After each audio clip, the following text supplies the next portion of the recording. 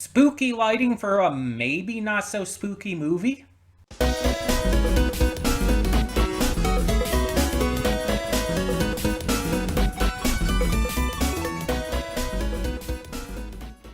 Hey everyone, welcome to Princess Gay. I'm your host Connie, and today we are here with the next part of our Halloween special. And today we are here with The Green Knight.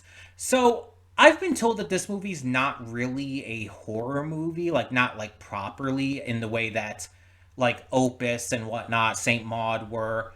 But when I was looking up A24 horror films, this one was always included in lists that people made, which means to me that people do include this as at least horror adjacent.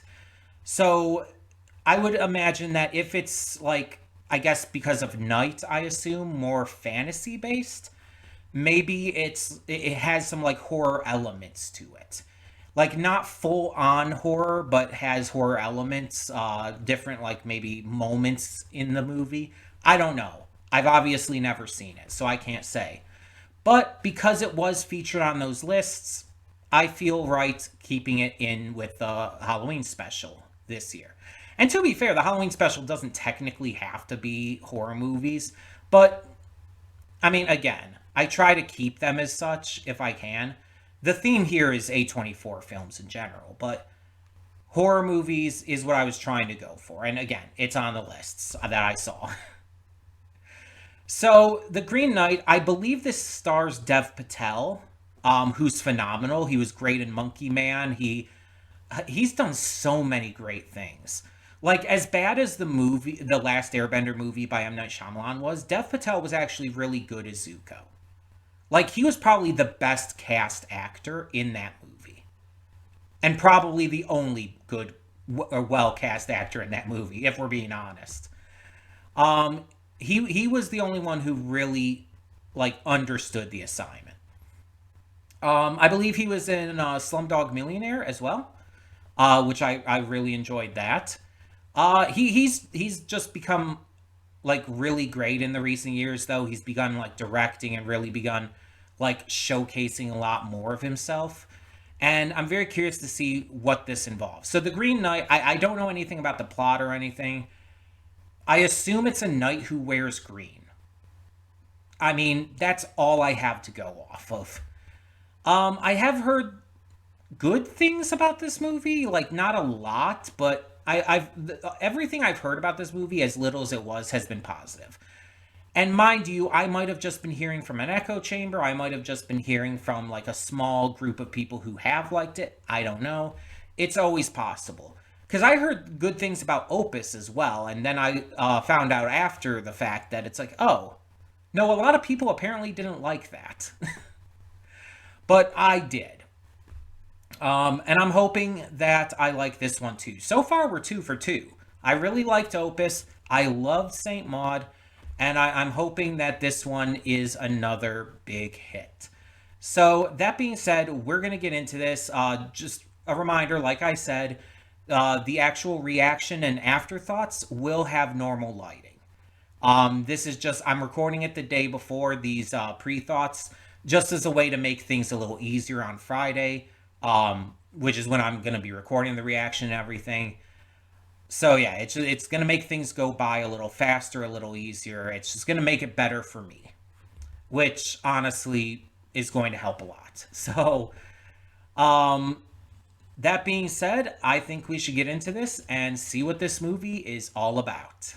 Hold up just a sec. Before you click that link down in the description below to get to today's video, I want to remind you of all the awesome content we have both on this channel and the Princess of Gaming channel. Let's check it out.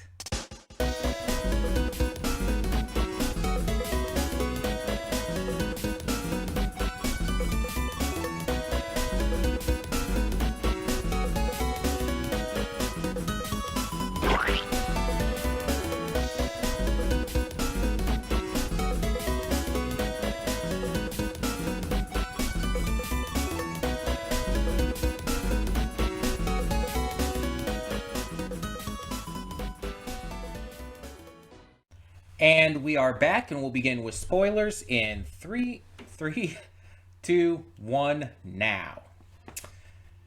So I found out through looking things up, as I usually do, that what this is based on is a 14th century poem called Sir Gawain and the Green Knight.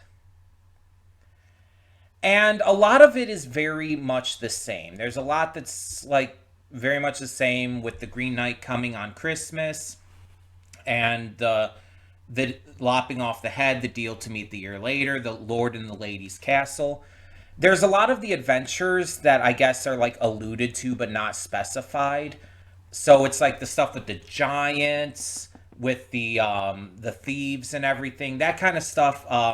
The spirit lady Winifred, all of that is original. That wasn't in the original story. But the ending is also notably different. In the original, Gawain is like shown mercy by the Green Knight, who is revealed to be the Lord. And that this entire thing was a trick by Morgan Le Fay, who in this movie is Gawain's mother.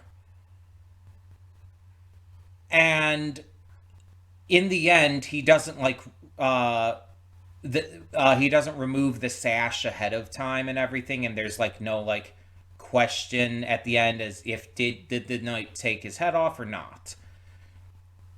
The knight lets him go and he returns, and everything kind of just continues on. He becomes a full knight and everything.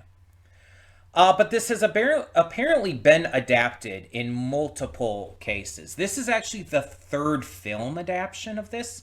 The first one was Gawain and the Green Knight in 1973.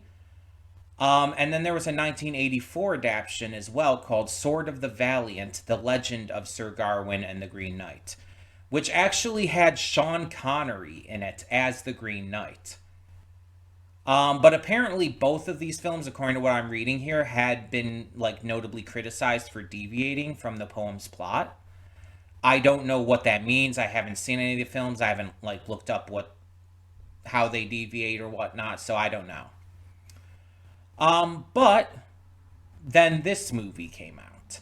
This was the third adaptation, and does have some, deviations, but mostly seems to be pretty accurate from what I could tell. There were also two television adaptations. There was Gawain and the Green Knight in 1991, which was a TV play. And then there was the animated Sir Gawain and the Green Knight in 2002. But there is another adaptation. And this one, shocked me when I found out about it, because it's the instant I saw it, I'm like, yeah, it absolutely fucking is. And it just did not click with me.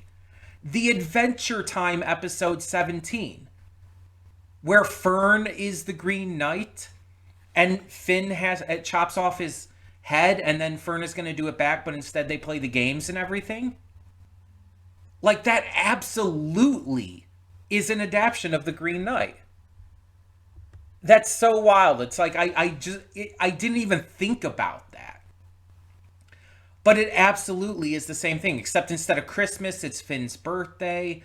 There's some changes, obviously. It's not meant to be like a full one-to-one or anything. But it is kind of the same idea. At least for a portion of it.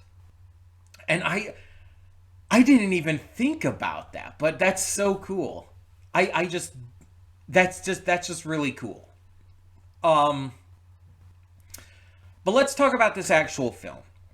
So this movie obviously had a lot of creepy imagery and darkness to it.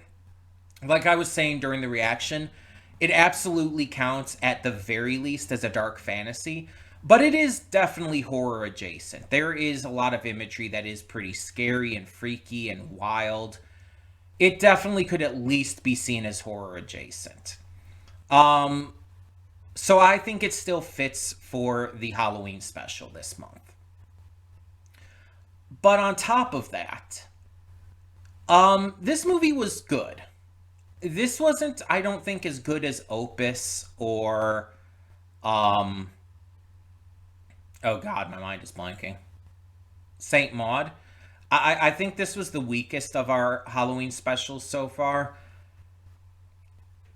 And obviously the message here, the theme is supposed to be about like, the virtues of a knight. Honesty, courage, um all of that stuff. You get the gist. The stuff I was talking about this during the reaction as well. Honor and whatnot.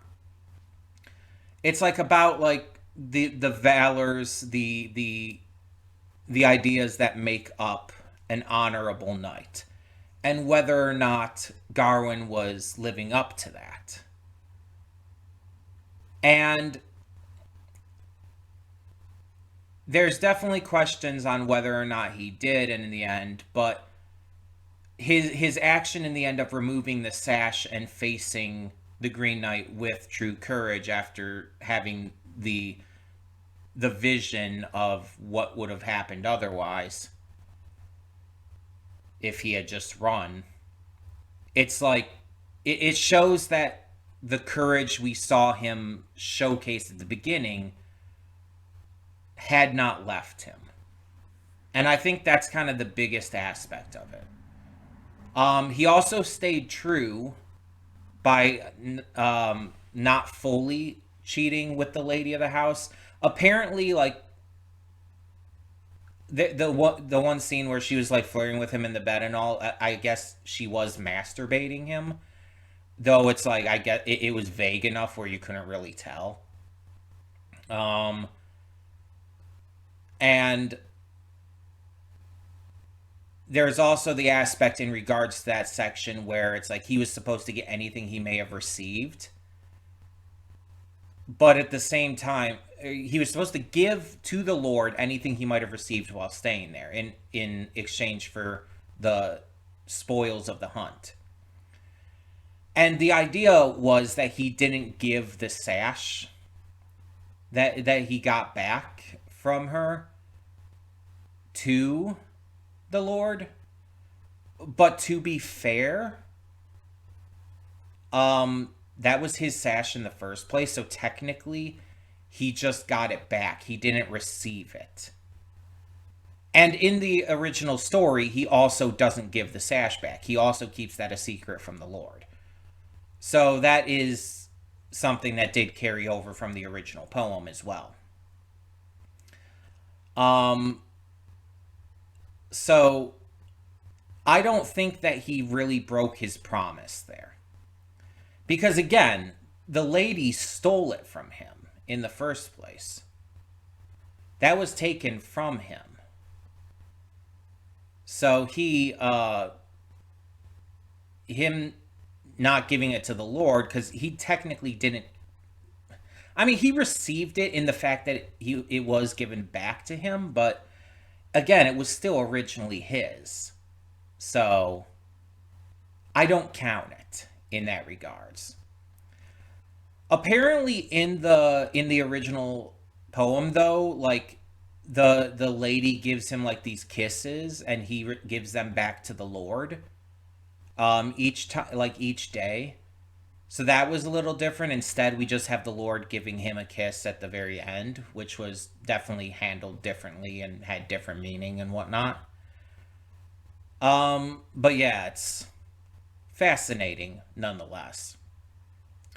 The stuff that was seemingly original, like the stuff with Winifred, the spirit and everything, um, obviously that tested like his valors and stuff with, helping her out, even with nothing being received in exchange, and just the courage of jumping into the water in the first place, all that kind of stuff. You also had the giants, which didn't really amount to much. Like, it didn't really go anywhere. He wasn't carried and helped by the giants, they just existed. I think it was just like a cool like piece of imagery to include in this. But all in all, like the movie's very enjoyable and very intense. It is a bit slow, So it's like I could see some people finding it a little boring. I didn't mind it that much, but for a 2 hour film, I feel like I kind of do wish a little bit more happened, a little bit more that was, exciting. Um, but for what it was, I still enjoyed it.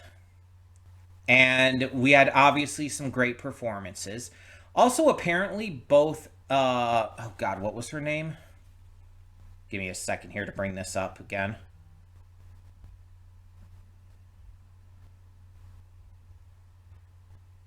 Oh, Lord. Essel. Apparently, both Essel and the lady were both Alicia Vikander. That's why I was having like confusion, like with like at the end with them kind of looking alike, and it's like there's a reason for that. So it's like, yeah, they're literally the same actress. Um, but then like there were some other notable things here. Morgan Le Fay was not as like vengeful and everything, and like kind of a bitch as she's usually portrayed in Arthurian legend. Here, she's just kind of there. She summons the Green Knight, but then also gives the sash to him. It's clearly meant to like kind of be like the fact in this original poem that it's like a trick and everything from her. But instead here it just seems more like it's a test. Like she's trying to like gain him honor, trying to have her son like really like become something, become someone. It has a very different vibe to it than with like how Morgan Le Fay is usually portrayed or how the poem portrays it clearly. Also, the old woman at the Lord and Lady's house in the poem is Morgan Le Fay, by the way. In this movie, she was just a creepy old woman. She literally had no role to play. So it kind of felt a little weird that they changed that and it's like she just was just there, just some random creepy old woman instead of actually being someone like in the story in the poem. Um but yeah, Morgan Le Fay was definitely more of like just a mother in this. So very different. King Arthur was really cool. I liked this portrayal of him being very kind and honorable. We saw Merlin a couple times, but he didn't even have a speaking role. He was just kind of there. And from what I saw, there was no one playing Lancelot. There was no Lancelot for this, so yeah, it's still pretty interesting nonetheless. I really liked the visuals, not just when it got like weird and creepy and whatnot, but in general, even when it's like just the forest or like camera work or stuff. It's like the visuals of the film really made it feel like this almost hopeless adventure for a lot of it, but then ending in like the hope of him finding his courage and finding the will to not falter to all of this, to not like be cowardly and hide under this sash that would protect him or um, run away or whatnot. Um, so I feel like it ends on a very like good note in that regard, and I did enjoy the journey. It's just it's not as interesting to me as I feel like it could have been, and I don't know if it like would be better with like more action or just different circumstances or a more clear cut ending. I just feel like it needed something more for me. But still good. If I gave it a rating, like off the top of my head right now, like 7 out of 10, that's still good. That's still positive. But like, again, I wouldn't put it on the level of Opus or Saint Maud. I think those two are just a lot better, a lot more interesting. than this just as a film. But nonetheless, still a good watch. And that will lead me into, let me make sure by getting this up, that will lead into our next special, which will be next Sunday, which will be The Hole in the Ground. So we'll be getting to that next Sunday, and then the week after, our final Halloween special, once again, as a reminder, will be The Monster, and that will be on Halloween, which is a Friday. So keep that in mind. I will actually already be at my hometown convention, YomaCon, on Friday. So that will have to be, pre-recorded and pre-uploaded. Probably just have it like set on a timer on YouTube to go up on Friday. But yeah, that it'll go up on Friday during Halloween. So yeah, 2 more to go, and hopefully they impress more than this. But if they're as good as this, I'll still be happy. Like this was still good. So tell me in the comments below what you thought of The Green Knight, and thank you so much for tuning in. For now, I'm Connie, and I'm signing off. See y'all next time.